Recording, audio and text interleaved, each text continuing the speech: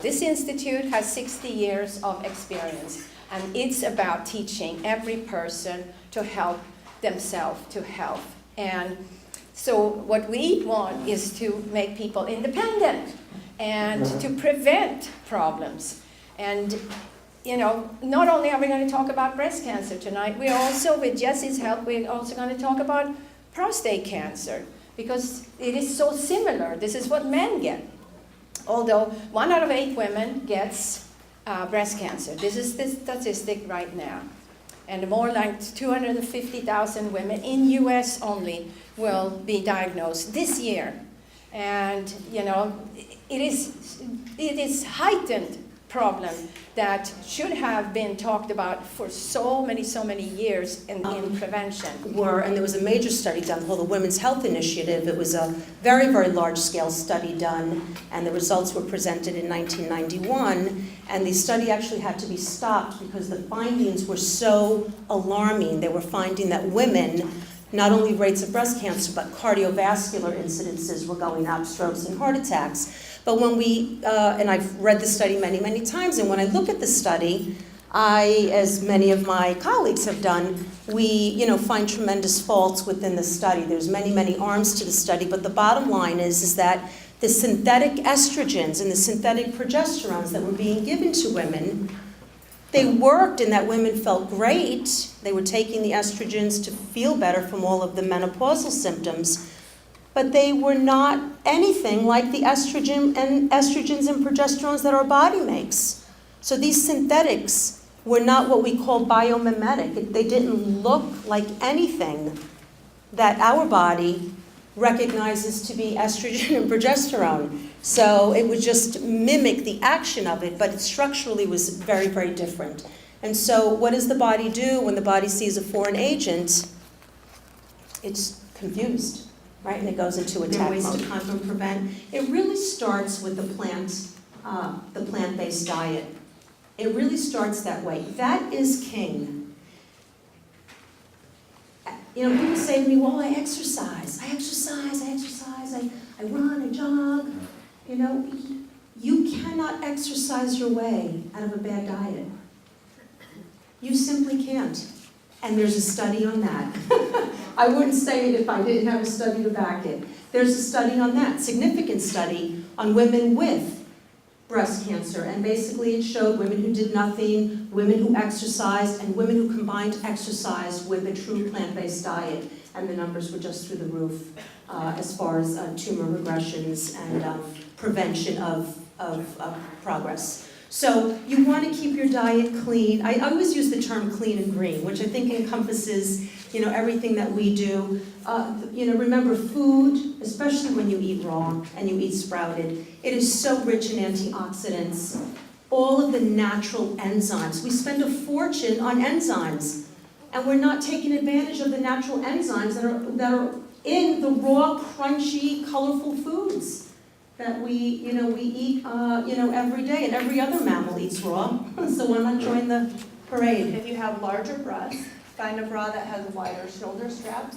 The wider shoulder straps, they provide better support without digging in, and they also help with better structural alignment. So, if you have thinner straps, you're going to have them dig in further. The wider straps give more support. Find a bra that is not tight around the underbust area and does not dig into your back or sides. So if you go home at the end of the day and you have red marks underneath or an indentation, that's usually an indication that your bra is too tight, that it's stagnating your lymph flow. But my father had breast cancer. So I had to figure out 20,000 men in 2010, and I haven't looked it up.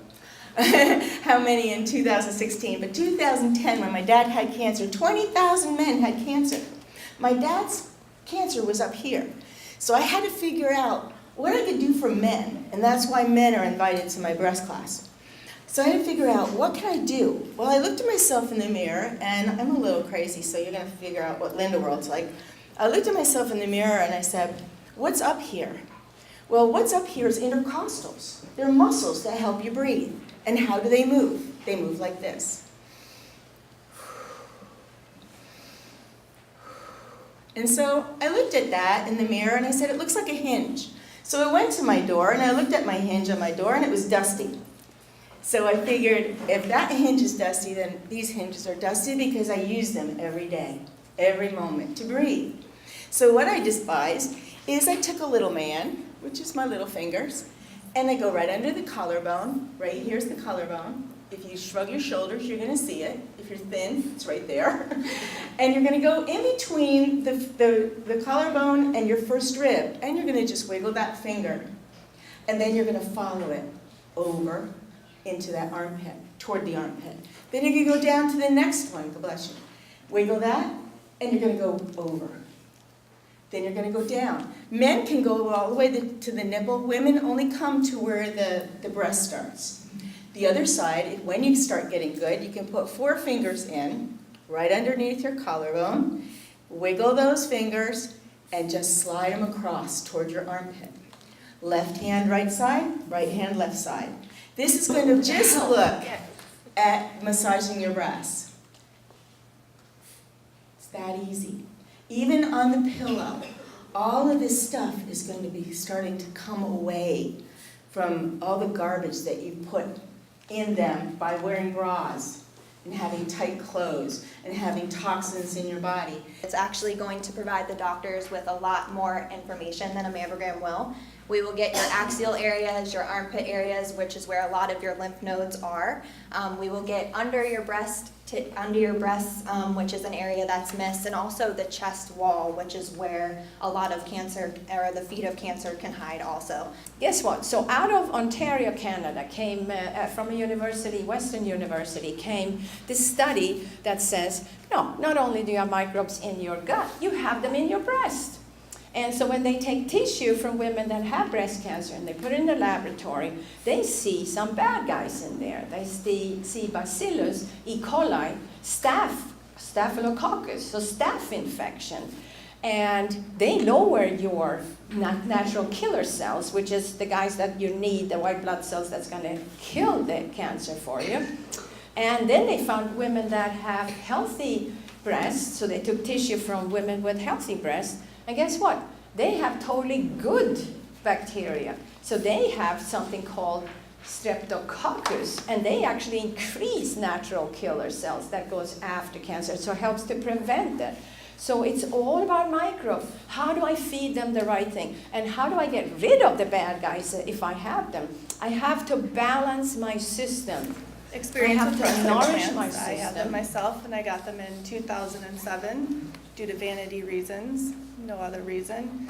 I was not very, I guess I was not educated very well from my plastic surgeon, told that, you know, these devices have been tried and tested, nothing to worry about, they're lifetime devices. You know, just boost your image and look amazing, and that was pretty much the end of the story. You know, I was informed as, you know, you could possibly have a capsular contracture or things like that that maybe your body creates, but nothing to do with the harm that breast implants can cause. Breast implants, actually, these were my breast implants, these ones right here on the bottom. They do not look too beautiful to me. The left one I had a slow leak. The right one was completely ruptured. My surgery, it took over 7 hours because they had to scrape the silicone gel off of my rib cage. And not only that, is I had to have 7 lymph nodes removed because the silicone had migrated into my lymph nodes. And we just spoke about lymph and how important the lymphatic system is. It carries waste from your body, it helps you detoxify, and I was stagnating that lymph. I was filling it with silicone. I actually had no idea that my breast implants were ruptured. I just had maybe a suspicion because there was a little bit of change in my right breast, although not a significant change, not enough to be alarmed. The reason I chose to look into getting them taken out is because I wanted to have children. And yay, it's happened. But I didn't do my research, and I just had an intuition and a feeling that if there was any possibility that I could be giving chemicals to my child because I want to breastfeed her, and I know how important that is. If there is any possibility that I could spread chemicals to her through that process or in the womb or anything like that, I could never forgive myself. So I started to do my research, and I read a book called The Truth About Breast Implants, and it's by Dr. Susan Cole. And she shares about all of the chemicals and everything that is made up in breast implants. Actually, silicone gel implants can contain over 200 chemicals, of which include platinum, which I found can leak into your milk as you are breastfeeding. And there's been scientific studies that have shown the difference between women who have had children before and they breastfed, and then who got breast implants and breastfed after that, and the difference between autism rates and other ill health effects in the babies. So there's no way that I could continue to keep these in my body. One of my biggest, I had a few symptoms that I didn't really relate to my implants. I had stuff like rashes and blurry vision. And one of the biggest symptoms I had was sleep apnea. I'd wake up in the middle of the night and I'd just take this big gasp of air, like it was going to be my last gasp of air, or that was it. And I thought it was because I was very active and I ran, and the more I ran and was active, the lower my heart rate. So that's what I just associated it to. And then come to find out, after my surgery and her having to scrape the silicone off of my lungs, which are or my rib cage, which is close to my lungs and my heart, then I found out that it was because of all these free-flowing chemicals, and the more that I worked out, it was activating those chemicals and causing the sleep apnea. How do I know this? Because after I got them taken out, I have never experienced it since. Because virus, bacteria, parasites, amoebas, cancer loves sugar, okay? And now sugar, guess what kind of sugar cancer loves the most? Fructose. So yes, we've had it in the high fructose corn syrup that we've had in all the sodas, but we also have it in fruit. So now you say, well, what's so wrong with my fruit? Well, for a while, we might have to stay out of that too, because that is fructose, and cancer loves that more than any other Because sugar. you are the source of your answers. Everything that has occurred in your entire life or your entire existence is stored right there as cell memory. And so we access you as the source. And then your whole self, your physical body, will take us to where? The feeling, thinking, connection got locked in. And we will assist you to disconnect to the neural pathway. Disconnect it. Put another neural pathway in place. Bring you back to present time. Now you have the ability to choose. Can you still do exactly the same thing? Absolutely, but it won't be out of obligation. It will be out of choice. Way different. And today, Google tells me it's 1 in 3 people develop some form of cancer. Now, there's something wrong in our system if this keeps getting worse and worse and worse. We've spent thousands and thousands and millions of dollars. In fact, where did I have it here? In 1973, President Nixon said, we were $1 million short of a cure for cancer. Well, in spite of all the money that we've spent on it, and certainly Strides Against Breast Cancer has spent millions of dollars on just breast cancer, I don't think we're any closer to a cure. It's still cut, burn, or poison. You know what I mean by cut, burn, or poison. It's surgery, radiation, or chemotherapy. I think it makes more sense to look at comparative alternative medicine. I think most people recognize the fact that increases in cancer cases in the last 100 years is due to the increased carcinogens in the atmosphere. I think we all agree on that, don't we? Yeah. Okay. Our body is reconstituted every couple of days. The cells die, the cells are reborn. I'm not going to be the same person next week that I am today. It's a wonderful thought. I hope I improve. But unfortunately, as the cells get older, they start replicating less and less in the same way. So we run into problems as we get older. I don't know what I can tell you. My wife had breast cancer in 2005 and 2006. at the age of 73, I believe. I was 73 when I developed my cancer. Unfortunately for most women, breast cancer starts out sometimes as a young woman's disease, and it hits more and more young women every year. With men, prostate cancer is an old man's disease. It really doesn't start till a man's into his 50s, 60s, and 70s. So he doesn't have too long to go with it. Another thing about prostate cancer that I can tell you, well, you know the facts that 40,000 women die a year from breast cancer, approximately, right? Does anybody know how many men die every year from prostate cancer? Any suggestions, any ideas? 18,000? Approximately 30,000 men. And not too much difference. And the odds are getting better and better with men because they have improved diagnostics today. And I think in the last 15 years, the death rate actually has declined. The fortunate part of prostate cancer, that is, if 100 men are diagnosed through a biopsy with prostate cancer, actually only 3 will die of prostate cancer. 10 actually might need some kind of therapy. But due to the fact that medicine today is a very big business, about 90 men out of 100 will have some kind of therapy instead of 10 that really need it. So we have to keep these things in mind. And if you have a significant other or a relative, a man who has prostate cancer, don't just stop after the doctor diagnoses you and tells you you have cancer. Get a second opinion. And I think today, active surveillance is going to be the growing trend in men's cancer. Active surveillance. That means you have cancer, but you can live with it probably for 20 or 30 years. And if you're 60 or 70 already, that's a pretty good odds. And you're going to die with that cancer from a heart attack or a stroke or something else, not from prostate cancer. So advanced surveillance, with the tools they have today, the advanced diagnostics they have today, men's cancer is on the way out. I want to thank you very much. My story is not dramatic and it's not sad, but it is hopeful. And that's what I would like to present.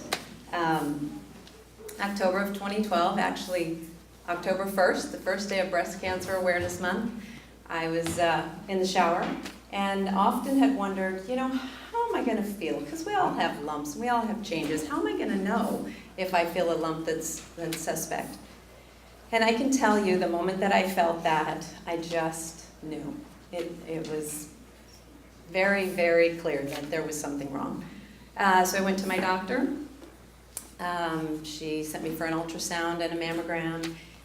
Then they sent me to the surgeon, and that meeting was dire, dismal, and very, very unsettling.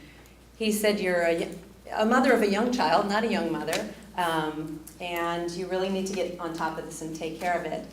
And he gave me the options of a lumpectomy, cut that off, cut the breast off, or just go ahead and cut them both off to be safe.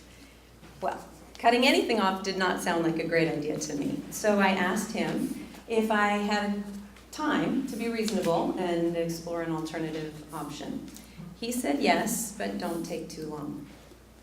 Well, about a year prior to this, I had come to a Transform Your Life seminar right here at Hippocrates with my sister-in-law and some others who were battling cancer at the time. I came mostly for support, but I remember very clearly knowing that from what I learned just in that brief amount of time, that I didn't have to worry about cancer. And if I ever got it, I knew it was coming here. Certainly didn't expect it to happen that quickly, if at all.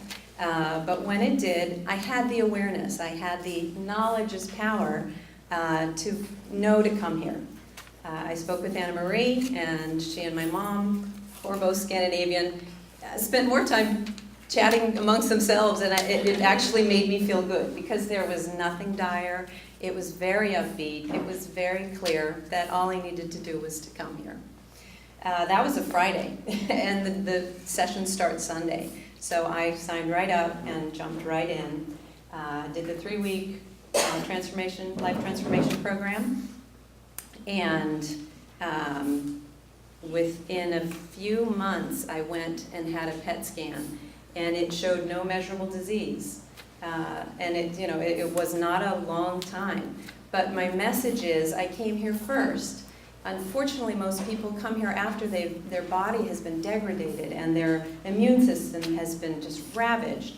And that makes it much harder for them to rebound. So then I had to find out what alternative medicine was, and I thought that was old stuff. So I went to a used bookstore to find information. And I see a bunch of books about things that sounded interesting, and I began to read stuff. And then in the support group, the various women were looking at me getting healthier while they were getting sicker because they were going through conventional treatment. And I had decided not to do chemo. I didn't do radiation. I didn't do hormonal treatment. I had changed my diet immediately, and I began to exercise every day. I thought about what I wanted in my life and what direction I wanted to go in. And I'm a happy person. I'm very lucky. I know this. I wake up every morning. I feel life is great. And I've always felt that way. So I just continued that thought. But in the support group, some of the women were brave enough to say to me, "What did you juice today? Maybe I could take a walk with you. Could we eat lunch together? What was that supplement you took?" And some of them began to do these things, and they started feeling better. And my doctor, I go to see her. I lived in New York City, September 12, 2001, the day after 9/11. There's no taxis, there's no buses, there's no subways. There's thousands of photographs and drawings and statements about people, missing people, dead people, but they kept calling them missing. Have you seen my cousin, my sister, my husband, my wife, my brother? It was terrible. And I walked down through the city, crying and feeling really terrible for people. And then I get to my doctor's office, and she comes an hour later from New Jersey, and she says to me, "I want to announce this on the loudspeaker because everyone's so unhappy." We were at St. Vincent's, was the trauma hospital. And she announces over the loudspeaker in her office, "We have a patient here. She's been dealing with breast cancer for 9 years, and she's free of cancer." And they gave me a diagnosis, no discernible disease. I don't know if anyone's ever heard of this diagnosis because I think it's just mine. People get NED, no evidence of disease. I have NDD, no discernible disease. I go outside, I'm standing on 7th Avenue looking down at the smoking ruins of the World Trade Center, and I start to cry. And in my head I'm saying, "I'm alive, I'm going to be alive, this is it, I'm alive." 40 people run over to hug me, and they're all saying, "It'll be okay, it'll be okay." And meanwhile, I'm like rejoicing incredibly, and it was crazy. But I'm still here. And I've devoted my life to giving information to people, gathering the information. There are thousands and thousands and thousands of studies on natural medicine. You don't get to hear about it because pharma doesn't make any money from it. And they do keep it from us. The newspapers always say, "Oh, it's impossible, they're not hiding things." They're hiding things, but they're not even doing it in a purposeful way. It's just the way they do business. They make decisions as to what drugs they should bring to the marketplace based on how much money they can make. They charge ridiculous amounts of money. Natural stuff, it's not expensive, but unfortunately, we don't get reimbursed at all, and that's criminal. So I think all of us should be voting and saying that we want insurance to cover natural medicine. Go and learn from these people, and don't ever take no for an answer. So we want to send you off with that, and be in touch with us. Thank you.